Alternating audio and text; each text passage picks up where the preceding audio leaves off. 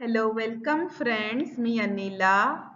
The topic of my discussion is nomenclature of inorganic compounds. But before this, don't forget to like and subscribe my channel and press bell icon. Nomenclature of inorganic compounds. दोस्तों आज की इस video में मैं आपको inorganic compounds की nomenclature यानी इनकी नेमिंग ताकि हम उन्हें आइडेंटिफाई कर सकें एक स्पेसिफिक नाम से। Nomenclature of inorganic compounds. Example number 1, ये हमारे पास आयरन और ऑक्सीजन का कंपाउंड है। इसे हमने नेमिंग करनी है। सबसे पहले जो कैटाइन होगा, जैसे यहाँ पे iron as a non metal है, आयरन एज अ मेटल है, oxygen as a non metal है, तो मेटल और नॉन मेटल के दरमियान हमेशा आयोनिक बॉन्ड बनता है, तो it is an ionic compound. इसके नाम में पहले हम मेटल का नाम यानी आयरन लिखेंगे। जिस मेटल में एक से ज्यादा ऑक्सीडेशन स्टेट जिन मेटल्स की होती हैं उनके लिए दो हम रखते हैं, एक OUS और एक IC। जब मेटल की ऑक्सीडेशन स्टेट कम होती है तो हम OUS लगाते हैं उसके साथ। अगर ऑक्सीडेशन स्टेट मेटल की ज्यादा है तो IC लगाते हैं मेटल के नाम के साथ। यहाँ पर चूंकि ऑक्सीजन की -2 ऑक्सीडेशन स्टेट है तो आयरन की +2 ऑक्सीडेशन स्टेट है, इसलिए यहाँ फेरस लिखेंगे क्योंकि ये कम ऑक्सीडेशन स्टेट है आयरन की +2 में। Because iron is in +2 oxidation state, so add OUS। तो इस कंपाउंड का नाम है फेरस ऑक्साइड। जो यहाँ पे इलेक्ट्रोनेगेटिव एटम है जैसे ऑक्सीजन है, उसमें हम ऑक्सी के साथ IDE ज्वाइन कर लेंगे, तो इस तरह इस कंपाउंड का नाम बनता है फेरस ऑक्साइड। एग्जाम्पल नंबर 2, यहाँ पर भी हमारे पास कंपाउंड है आयरन और ऑक्सीजन का। ये भी एक आयोनिक कंपाउंड है। इसका हमें नाम मालूम करना है। सबसे पहले आयरन की ऑक्सीडेशन स्टेट फाइंड आउट करेंगे। चूंकि एक ऑक्सीजन पे -2 चार्ज है तो 3 ऑक्सीजन पे -6 चार्ज होगा, 2 आयरन पे +6 चार्ज होगा तो एक आयरन पे +3 चार्ज होगा। पिछले केस में आयरन पे +2 चार्ज था, इस केस में आयरन पे +3 चार्ज है, इसलिए हम फेर के आगे IC लगाएंगे यानी फेरिक ऑक्साइड। ऑक्साइड वैसे ही रहेगा, तो इस तरह इस कंपाउंड का नाम बनता है ferric oxide because iron is in +3 oxidation state, so add IC in the end of metal name. Example number 3, ये कॉपर और क्लोराइड का कॉम्प्लेक्स है। कॉपर और क्लोराइड का कंपाउंड है। It is an ionic compound है। इसका हमें नॉमेनक्लेचर फाइंड आउट करनी है। सबसे पहले हम कॉपर पे चार्ज मालूम करेंगे। क्लोराइड पे चूंकि -1 चार्ज होता है नॉर्मली, तो कॉपर पे +1 चार्ज होगा। चूंकि कॉपर पे +1 चार्ज है तो हम कॉपर के साथ OUS का इजाफा करेंगे यानी क्यूप्रस लिखेंगे, और क्लोरीन की जगह क्लोराइड लिखेंगे। क्लोरीन में IDE लगा देंगे तो क्लोराइड बन जाएगा, तो इसका नाम है cuprous chloride because copper is in +1 oxidation state, so add OUS।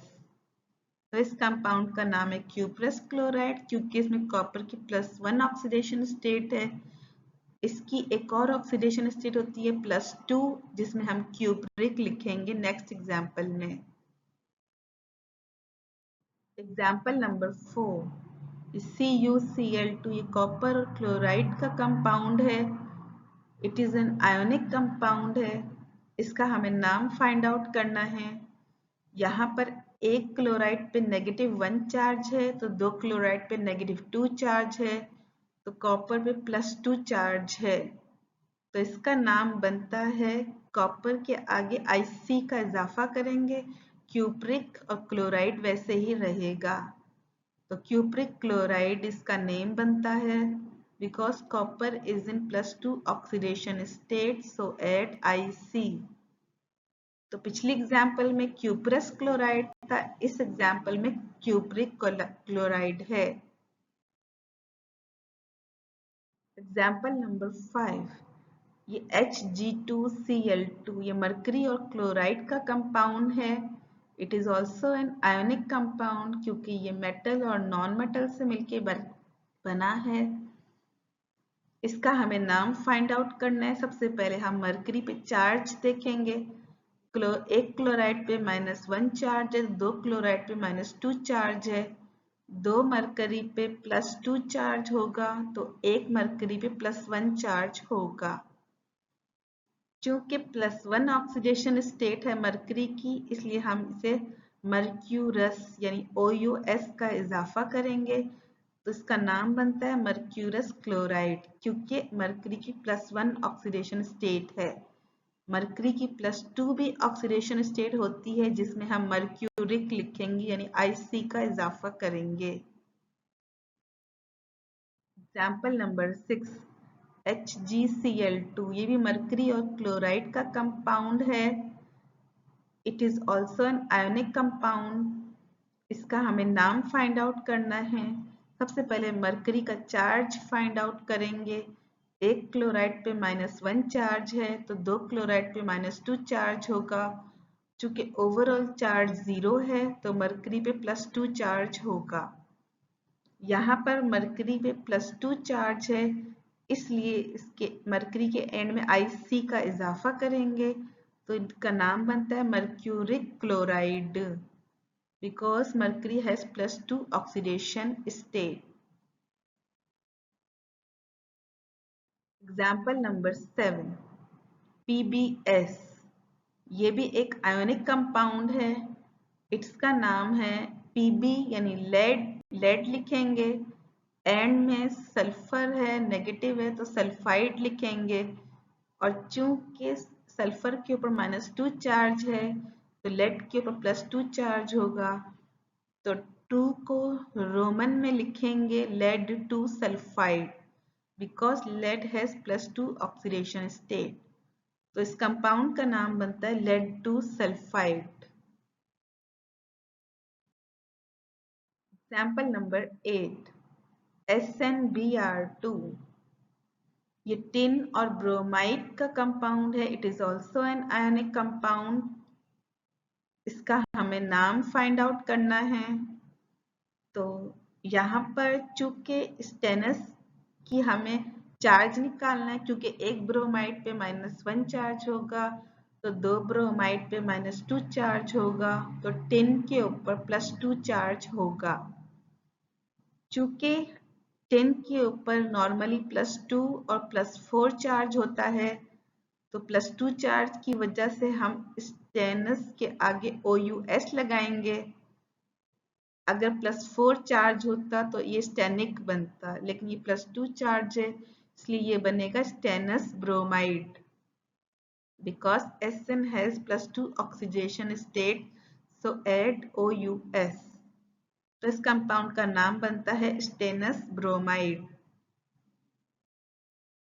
Example number 9, SnCl4 ये भी स्टेनस और क्लोराइड का कंपाउंड है। It is also an ionic compound, क्योंकि मेटल और नॉन मेटल से मिलके बना है, इसलिए आयोनिक कंपाउंड है। इसका नाम फाइंड आउट करना है। चूंकि एक क्लोराइड पे -1 चार्ज होता है नॉर्मली, तो 4 क्लोराइड पे -4 चार्ज होगा, तो टिन के ऊपर +4 चार्ज होगा। चूंकि टिन के ऊपर +2 चार्ज भी होता है, तो हम स्टेनस करेंगे, लेकिन यहाँ पर टिन के ऊपर +4 चार्ज है, तो हम स्टेनिक करेंगे। तो कंपाउंड का नाम बनता है stannic chloride, because Sn has +4 oxidation state, so we add Ic। तो इस कंपाउंड का नाम बनता है स्टेनिक क्लोराइड। एग्जाम्पल नंबर 10, अब हमने आयोनिक कंपाउंड्स की एग्जाम्पल ली, उनकी नॉमेनक्लेचर निकालना सीखी। अब हम कोवेलेंट कंपाउंड्स की नॉमेनक्लेचर निकालना सीखते हैं। हमारे पास एग्जाम्पल नंबर 10 में है CCl4।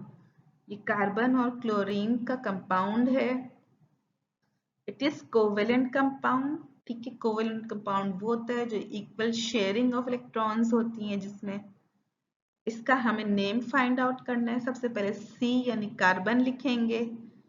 उसके बाद कोवेलेंट कंपाउंड्स में एटम्स की तादाद को, अगर एक तादाद है तो मोनो लिखेंगे, 2 है डाई, 3 है तो ट्राई, 4 है तो टेट्रा, 5 है तो पेंटा, 6 है तो हेक्सा, 7 है तो हेप्टा, 8 है तो ऑक्टा, 9 है तो नोना, 10 है तो डेका।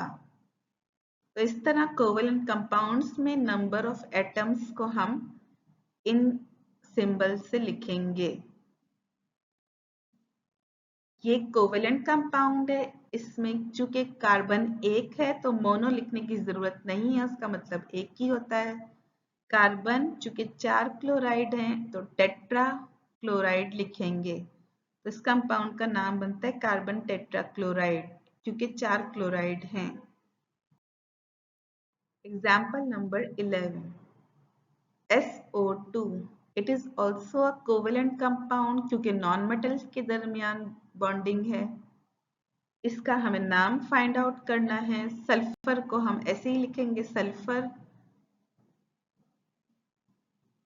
ऑक्सीजन पे चूंकि ऑक्सीजन मौजूद है तो यहाँ हम ऑक्साइड लिखेंगे, तो 2 ऑक्सीजन मौजूद है तो डाइऑक्साइड लिखेंगे। तो इसका कंपाउंड का नाम है sulphur dioxide. Example number 12, CO। It is also covalent compound. इसका नाम फाइंड आउट करना है। कार्बन हम ऐसे ही लिखेंगे और ऑक्सीजन की जगह ऑक्साइड लिखेंगे। चूंकि एक ऑक्सीजन है इसलिए कार्बन मोनोऑक्साइड लिखेंगे। तो इस कंपाउंड का नाम है कार्बन मोनोऑक्साइड। दोस्तों, अगर आयनिक कंपाउंड में आपके पास पॉलीएटॉमिक एनाइन या कैटाइन है तो उनके कुछ नाम आपको याद होने चाहिए ताकि आप वो नॉमेनक्लेचर से आसानी से सीख लें। For example NH4 positive ammonium cation को कहते हैं। तो हम NH4 पॉजिटिव को पूरा करके बोल सकते हैं कि ये अमोनियम है। NO3 नेगेटिव हम नाइट्रेट को बोलेंगे। अगर NO3 किसी ग्रुप के साथ अटैच है यानी सोडियम के साथ अटैच्ड है तो हम सोडियम नाइट्रेट बोलेंगे। इसी तरह SO4 2 नेगेटिव को सल्फेट बोलेंगे। OH नेगेटिव को हाइड्रोक्साइड बोलेंगे। CN नेगेटिव को साइनाइड बोलेंगे। तो ये पॉली एटॉमिक एनाइंस हैं और कैटाइंस हैं जिनके नाम आपको याद होने चाहिए ताकि जब आप नॉमेनक्लेचर फाइंड आउट करें तो आप इन नेम्स का इस्तेमाल कर सकें। In this way we can identify inorganic compounds with nomenclature. इस तरह इन ऑर्गेनिक कंपाउंड्स की नॉमेनक्लेचर से हम इनको आइडेंटिफाई कर सकते हैं। दोस्तों, आज की इस वीडियो में अगर आपको कुछ समझ में नहीं आया तो आप कमेंट्स में मुझसे रब्ता कर सकते हैं। I can help you. Thanks.